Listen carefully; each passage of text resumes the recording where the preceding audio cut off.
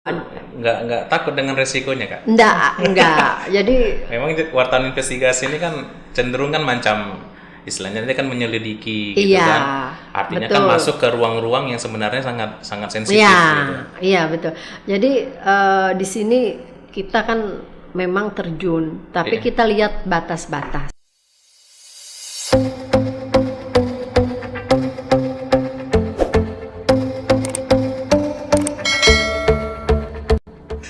Ya, selamat datang kembali di Kolektif Nesia TV, mencerahkan dan mencerdaskan. Bersama saya Fauzan Ismail. Di sini kita sudah bersama dengan Kak Neti Herawati ya. Iya bang. Iya. Selamat sore. Sorry Kak, ya awal lagi aturan. Yang mana nih? Iya. Sehat Kak? Sehat, tetap alhamdulillah. prokes ya bang. Iya. Tapi nggak apa-apa, dibuka aja Kak. Oh ya boleh. Maskernya. Boleh. Ya, jadi Kak Neti ini senior apa ya? Wartawan senior Kak ya? Gimana ya? Saya bukan Atau gimana kita nyebutnya? gini. Saya jurnalis, Iya. ya, juga reporter, juga wartawan, Iya, juga aktivis. Pokoknya arus bawah. Harus bawah ya. Iya, Sering di lapangan juga lah berarti Kak ya? iya. Iya. Jadi sekarang aktifnya apa aja Kak? Seperti biasa, mengikuti air mengalir. Air mengalir ya? Iya. Masih sering liput juga? Sering. Sering liput Iya. ya? Di mana aja Kak? Itu tergantung ya. Tergantung ya? Tergantung. Jadi saya untuk ini profil kita dulu ya. Iya, Awalnya itu kita dari apa ya, MC MC kita, ya? kita suka bicara, kita juga di senat kan.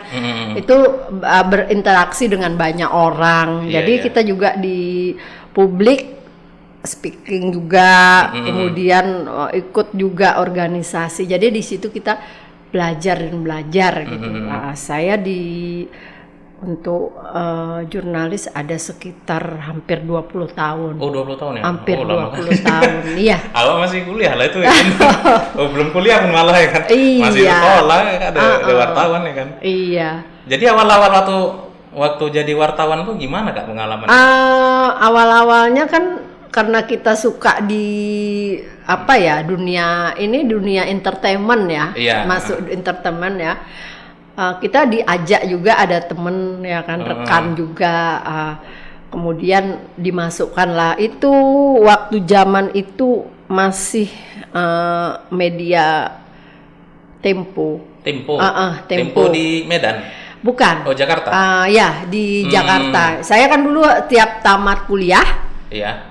saya keluar. Saya kan ibu saya Jawa, bapak saya Dayak.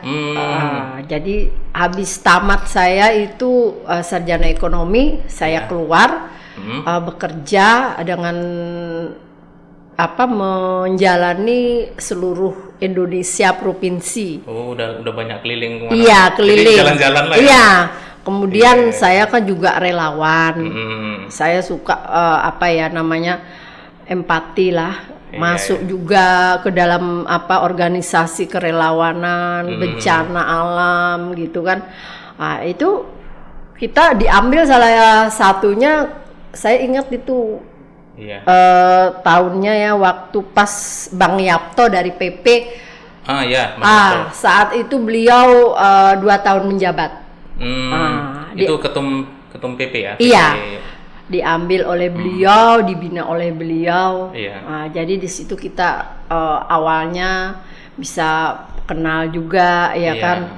Kemudian kalau untuk masalah teknis kita juga ikut pelatihan saat itu dengan Abang Helmi Yahya.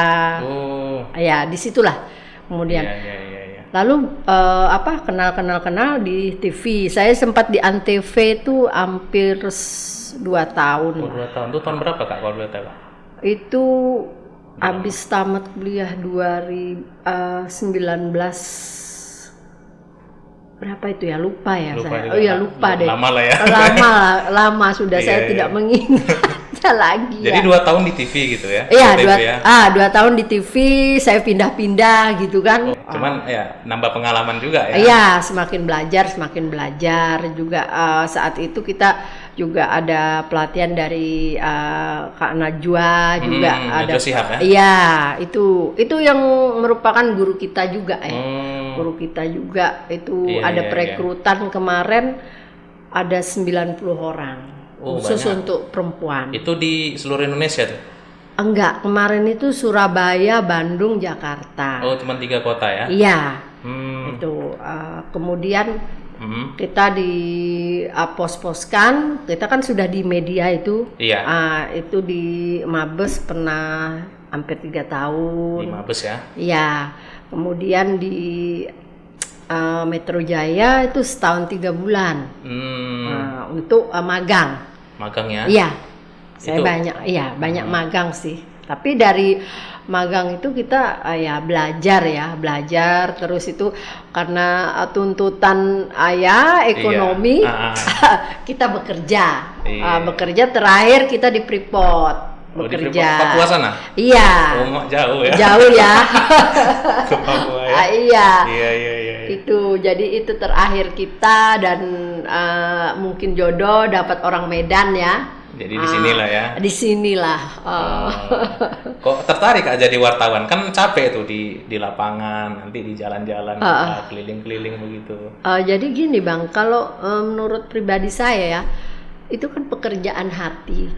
Iya kan? Pekerjaan hati yang kalau dibilang itu orang tanpa gaji itu sebetulnya salah gitu. Iya. Jadi media itu kan punya perusahaan. Perusahaan perwakilan itu menempatkan kita di mana tempat kita. Ya di situ. Ya kita menerima daripada fee itu kan sudah merupakan pendapatan kita. Itu. Ya, jadi pendapatan kita yang legal ya. Kalau yang ilegal kita angkat tangan. Itu masa kita bukan. Iya. Jadi kan aku kan sempat baca juga profil kakak kan wartawan investigasi gitu kan. Kira-kira kasus apa sih yang paling menantang yang pernah kakak liput gitu? Banyak ya kasus-kasus, ada yang berhasil, ada yang tidak berhasil, itu kan sudah resiko. Waktu itu kita pernah di Kalimantan gabung sama LITPK, itu kan organisasi ya. Iya. Itu di daerah Kalimantan Tengah. Itu waktu itu kita memaksa meminta otopsi. Kasus apa tuh Kak? Kasusnya itu kasus pembunuhan. Nah, kasus pembunuhan ternyata setelah diotopsi ada kejanggalan. Disitulah booming juga ya. Kemudian kalau yang untuk ini nggak usah saya sebutin ya. Iya. Ya, yang terakhir ya untuk yang di Medan itu adalah kasus Dino. Siapa tuh Kak? Dino itu anak 16 tahun. Iya. Yang terbunuh di penjara suatu institusi ya, nggak usah kita sebutin. Iya. Di situ jangka waktu belum 24 jam sudah meninggal dengan umur 16 tahun. Itu ada terindikasi, terduga bahwa meninggalnya itu tidak wajar gitu. Tidak wajar. Jadi di situ kita memberitakan, di situ 2 hari saya mayat datang, mayat dimandikan, itu saya memvideo sendiri, saya data sendiri tanpa ada yang menemani ya rekan-rekan. Memang saya silent itu. Saya silent ya. Itu memang betul-betul ya ekstrim ya. Nggak takut dengan resikonya Kak? Enggak. Jadi memang wartawan investigasi ini kan cenderung kan macam istilahnya ini kan menyelidiki gitu kan. Artinya betul. Kan masuk ke ruang-ruang yang sebenarnya sangat sensitif gitu. Iya, betul. Jadi di sini kita kan memang terjun, tapi kita lihat batas-batas. Wartawan itu gimana, jurnalis itu gimana. Kalau wartawan itu dia di pemberitaan Iya, beda ranahnya. Iya. Kalau jurnalis itu agak luas. Itu bedanya. Jadi saat itu menyedihkan ya. Iya. Anak tunggal umur 16 tahun dengan keadaan yang sangat memilukan. Dia di penjara tuh kenapa, Kak? Kemarin itu dia tertangkap kasus pemakai narkoba. Oh. Iya, pemakai narkoba. Kemudian ya antara keluarga dan institusi itu berdamai. Ya kan, kalau sudah berdamai kita mau apa? Iya. Itu dia. Jadi memang kalau wartawan ini kan kalau di pengalaman Kakak lah, artinya kan udah masuk ke beberapa wilayah-wilayah yang memang agak berisiko gitu. Cuman kan memang di negara kita ada namanya undang-undang pers. Itu apa memang itu melindungi wartawan kan? Undang-undang pers nomor 40. Apabila ada wartawan yang saat itu profesional dia kerja, melaksanakan kerja, dihalang-halangi, itu kan ada hukumnya. Ada hukumnya. Jadi terlindungi lah, enak lagi. Jadi gini Bang, sebetulnya tuh kita perlu memahami gitu, memahami begini. Wartawan yang gimana sih yang dilindungi undang-undang atau yang dilindungi oleh negara? Kemudian media yang gimana sih yang dilindungi dan dilindungi juga oleh negara dan undang-undang, ya kan? Itu kan persepsinya beda, ya kan? Jadi tidak semua wartawan, tidak semua khususnya wartawan ya, itu yang dilindungi undang-undang pers. Itu gitu. Yang karakter atau jenis wartawan seperti apa rupanya yang dilindungi oleh? Begini, itu dilindungi apabila kita saat bekerja. Saat bekerja. Kalau dalam keseharian? Kalau keseharian kan kita tidak. Iya ya. Jadi termasuk pidana umum. Cuma dia kan profesinya wartawan. Karena kan ada juga kadang wartawan kan, dia nggak kerja nih di rumah. Nanti misalnya tiba-tiba datang bom molotov rumahnya, tiba-tiba begitu kan. Nah, padahal dia lagi istirahat, nggak dalam keadaan bekerja gitu.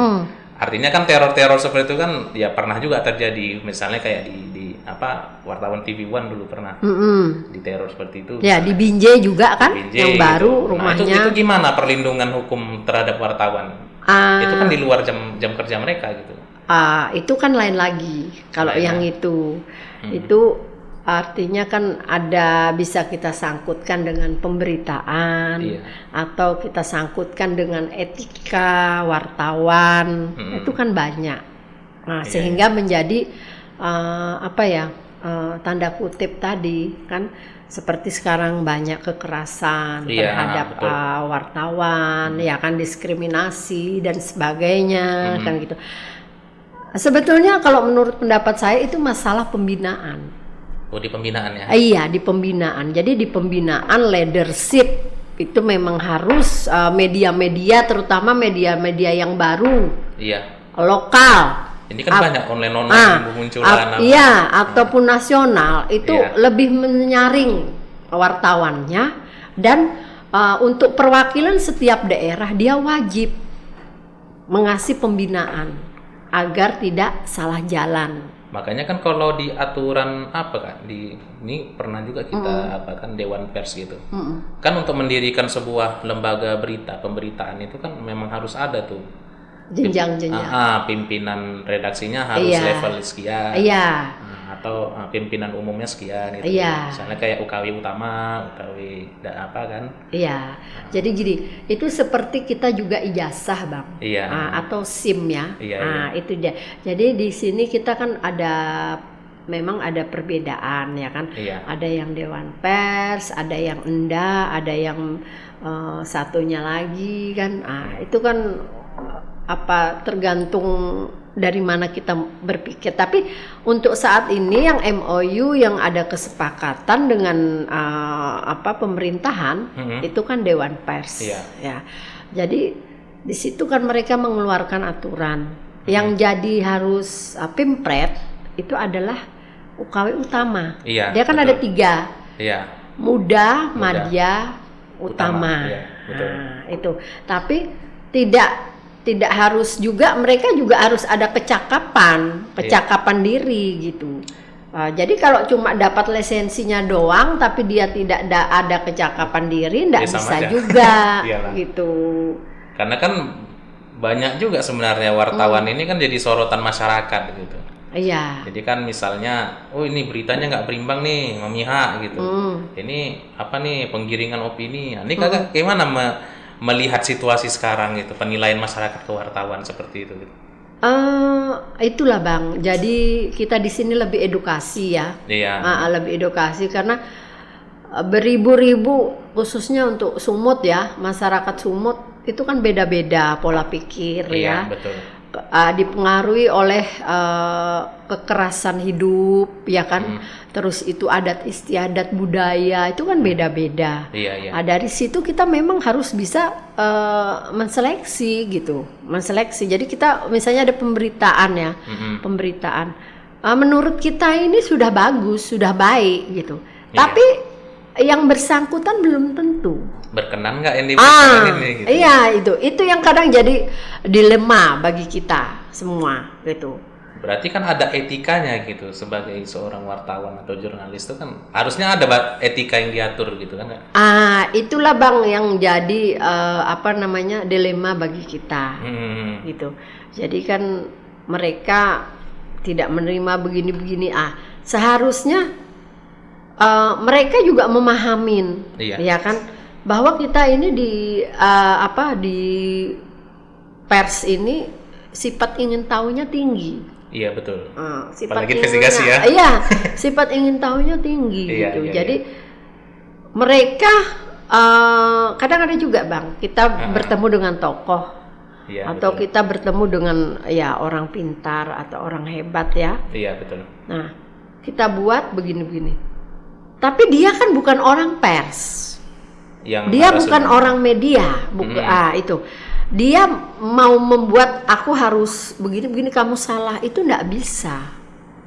Kita dikomplain gitu loh. Kita kan mempertanyakan lagi alasan mengomplainnya ini apa. Iya. Kan gitu. Kadang-kadang kan ada narasumber dia nggak mau, jangan tanyakan yang ini ya, nanti ini. Iya. Sementara ya, kalau kita buat sesuai dengan kemauan dia, itu kan pemberitaan nasi bungkus. Pemberitaan nasi bungkus tuh gini, nggak ada manfaatnya, cuma sekilas saja. Terakhir cuma untuk membranding narasumber gitu kan? Bukan membranding Bang, tidak ada manfaat. Manfaatnya nggak ada. Cuma sekedar say hello aja. Iya. Karena apa? Mereka tidak memahamin, pers itu apa. Jadi pers itu bukan cuma alat berita. Bukan cuma nanya-nanya aja. Iya, kita bukan cuma mesin berita Bang. Iya. Nah, itu. Jadi dari pemberitaan itu kita bisa mengkaji ya kan, menelaah. Iya, betul. Menganalisis ya. Iya, merugikan atau menguntungkan. Nah, bagi apa yang diberitakan. Terus bagi kita lagi apa? Gitu. Karena kan namanya berita ini kan harus ada nilai nih kan, nilai. Iya, itu dia. Jadi setiap pemberitaan juga ada seni, ada betul. Seni. Misalnya wartawan atau jurnalis ini yang lain juga apa gitu, ada seninya gitu. Iya. Ya, tapi tetap 5W 1H. Itu basicnya ya. Iya. Kalau di pelatihan wartawan tuh diajar ini 5W 1H gitu kan. Iya Bang. Jadi dengan pengalaman kakak yang sudah panjang nih sebagai seorang jurnalis lah ya, bisa kita bilang begitu. Kira-kira apa sih pesan kakak untuk jurnalis-jurnalis muda lah? Untuk jurnalis muda, gini. Untuk motivasi mereka lah supaya semangat jadi seorang wartawan gitu. Saya welcome ya, saya suka tuh orang yang mau maju, ya anak-anak muda. Kenapa? Apalagi yang kritis, ayo. Coba masuk ke dunia jurnalis. Kenapa? Di situ kita akan belajar. Apalagi yang suka ketidakadilan, ya kan? Terus itu yang lebih vokal. Ayo masuk ke dunia jurnalis. Kita salurkan, kita bina. Iya. teman-teman ya, family kita yang milenial muda ini, daripada kita main-main di sosmed, di Facebook, siaran langsung apa semua, itu kan bukan menjadi edukasi gitu. Jadi ayo, kalau mau belajar kita terima dengan tangan terbuka. Kalau menurut pandangan kakak lah ya, sebenarnya jurnalis itu yang idealnya seperti apa sih? Ideal yang gimana nih Bang? Misalnya dari segi sikapnya, dari segi kepribadiannya gitu. Seorang jurnalis tuh ya idealnya seorang wartawan lah gitu. Jadi gini, semacam kami ini dituntut sebagai manusia sempurna. Walaupun di belakang layar itu sangat tidak sempurna. Tidur kurang ya kan? Nah, tidur kurang, penuh dengan permasalahan, ya kan? Dikejar-kejar orang, nyawa juga bisa melayang kan? Karena kan risiko tinggi, ya kan? Dituntut harus tahu segalanya gitu kan? Kadang-kadang gitu wartawan ini kan? Iya, itu Bang. Tapi saya senang sih bisa dengan ini kita bisa menolong orang. Betul. Kita bisa mencari ilmu juga kan. Tapi di wartawan ini juga kita jangan salah, kita akan menemukan link yang membantu kita gitu. Relasi ya. Iya, saya ada binaan saya itu 4 orang dari Grab dan Gojek. Itu saya bina, alhamdulillah mereka berhasil. Yang anak mudanya ada 3, mereka sekolah di luar dengan bantuan link dari negara masing-masing. Ada yang di Australia, Brunei, sama satu lagi di Kanada. Dengan dia dari link menjadi wartawan, dari mahasiswa juga sih, itu mereka dapat beasiswa, dapat beasiswa gitu. Itu yang kita punya kepuasan sendiri lah. Itu enak jadi wartawan ya? Iya, enaknya. Kalau sisi pahitnya ada juga. Aduh, sisa pahitnya tuh macam-macam Bang. Yang dicaci orang, yang hujat orang, tidak direspek ya. Saya jujur saja, orang banyak memang nggak suka sama saya. Saya juga nggak tahu apa sebetulnya nggak suka sama saya. Nggak tahu masalahnya apa? Nggak tahu gitu ya. Tapi bagi saya gini, saya tetap berbuat baik. Gitu, berbuat baik untuk orang banyak. Dan kita juga mau berbagi ilmu gitu ya, terserah orang bilang apa, kita nggak ambil pusing lah gitu. Yang penting kita berbuat. Penting berbuat baik. Berbuat dan berbuat gitu, berbuat dan bekerja dan berkarya. Ini pernah juga kita saya review dikit lah. Apa tuh? Kakak dulu pernah ikut dalam kasus misalnya kayak kejaksaan, ikut meliput di situ gitu. Ikut meliput demo, berpacu dengan gas air mata segala macam. Nah, itu gimana pengalaman? Kebetulan kita kan juga di organisasi korupsi, anti korupsi, ya kan banyak ya. Jadi saat mereka demo, rekan-rekan saya itu banyak mahasiswa. Betul. Jadi setiap mau demo mereka pasti ngoling, kita tetap turun gitu kan. Itu ya demo di Kejatisu juga, itu demo waktu 212 itu kita sempat berangkat juga ikut ke Jakarta sana. Itu sempat kita untuk liputan. Kemudian kita juga mengcover hari itu petani di Kuala Bekalah. Ya. Itu kasus apa tuh Kak? Itu kasus tanah. Dengan PTP 2 kalau nggak salah itu. Dan mereka jalan kaki ke Istana Merdeka.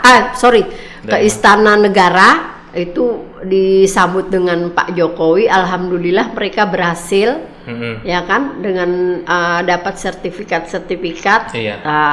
Kemudian juga demo tanah juga di BPN di Liserdang. Kemudian orasi tertembaknya saudara kita juga ya, yang di Nabontar, banyak kalau yang apa demo-demo. Berarti kan Itu aktif kita- juga di apa ya, di masalah advokasi itu paralegal gitu.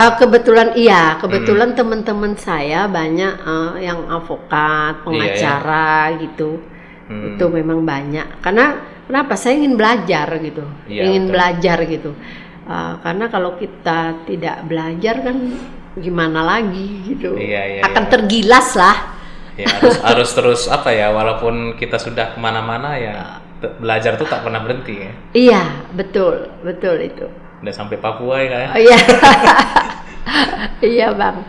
Jadi udah banyak juga lah berarti kakak ini jumpa tokoh-tokoh besar gitu di apa Oh, iya. selama pengalaman menjadi seorang jurnalis. Iya. Yang seru ya, pernah waktu itu kita wawancara dengan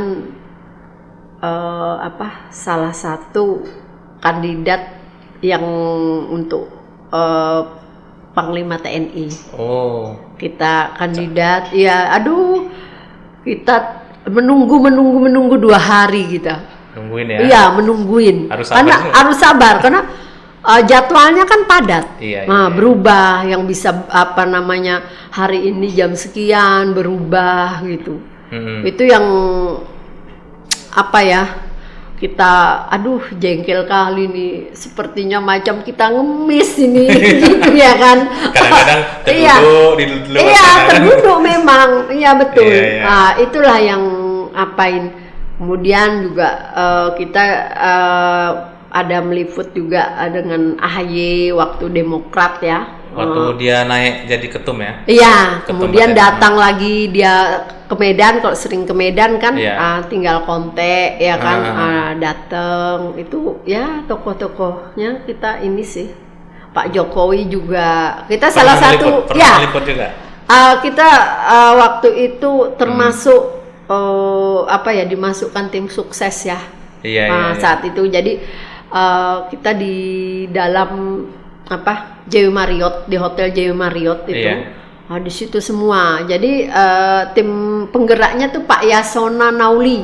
Oh, iya, iya. Iya, Pak Yasona Nauli. Sekarang jadi apa? Jadi Menkumham. Iya, Iya, iya. beliau itu. Itu suka dukanya sih. Jadi Kak, Banyak, ini terakhir lah nih Kak. Iya. Mungkin bisa closing statement atau pesan-pesan yang ingin Kakak sampaikan lah kepada rekan-rekan kita. Oh ya,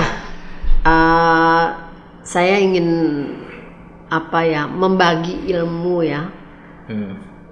Jadi kepada rekan-rekan jurnalis, jadilah jurnalis yang edukasi, kreatif, kemudian juga tetap kita harus independen karena kita adalah sosial masyarakat. Iya. Dan kalau masalah berapa yang kita terima, itu kan urusan kita dengan Tuhan. Iya. Ya, tapi ingat kita tetap lebih mengarah, carilah sesuatu itu yang halal. Iya, betul. Itu. Dan satu lagi, kita pondasikan diri kita sebaik mungkin. Apabila kita berbuat baik, maka semua itu akan baik, dan sesuatu yang kita kerjakan jangan mengharap imbalan. Itu aja sih. Iya, ya. Dan terus berkarya. Memang kalau udah senior ngomong nih ngeri ya. Ya, enggak juga sih Bang. Saya kuncinya Iya. saya belajar. Iya, Saya betul. tidur sehari cuma 4 jam. Iya, betul. Iya. Memang wartawan muda ini harus banyak belajar dari senior-seniornya ya kan. Iya. Harus banyak belajar pengalamannya. Jadi bukan senior aja yang belajar dari pengalaman. Kita juga anak SD. Iya. Kalaupun dia mau ngasih ilmu ke kita, kenapa nggak kita bisa belajar dari Iya, anak semua SD orang itu? adalah guru. Iya. Iya. Mau tua, mau muda gitu. Iya, semua belajar ya. Iya. Ini menarik ini perbincangan kita ini, Kak. Cuman udah dibatasi oleh waktu kita nih. Iya, Bang. Jadi mungkin sampai sini saja dialog kita, rekan-rekan kolektif Nesia. Nantikan kembali perbincangan menarik lainnya di episode selanjutnya.